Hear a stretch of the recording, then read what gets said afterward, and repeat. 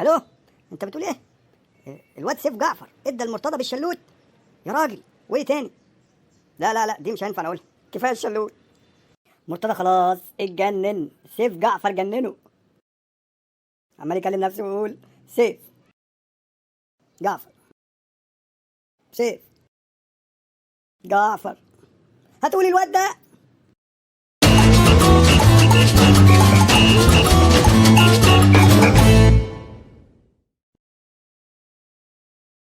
اصدقائي احبابي متابعينا في كل مكان، اهلا بيكم على قناه ايمن دوت كوم 23 وحلقه جديده من حلقات فرفوش واصحابه. ايه اللي بيحصل ده؟ ايه اللي انا شايفه ده؟ ايه فاهم في ايه؟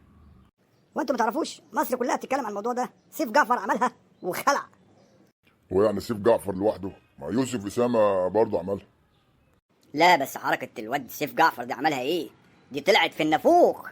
قعد مع مرتضى وقال له نمضي العقود وبتاع، وبعد ما خلصوا قال له ماما عايزه بس تشوف العقد وتمضي عليه، وانا وعدتها بكده. خد العقود كلها من الاداري وقال يا فكيك. ده عيني مرتضى ماشي في الشارع عمال يقول يوسف وسيف جعفر وسيف ويوسف ويوسف وسيف وسيف ويوسف. يا ترى مين التالت؟ دي بقى تستحق نغني اغنيه مع بعض بالمناسبه دي.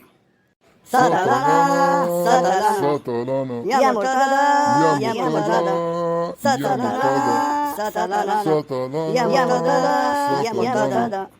يا مرتضى يا مرتضى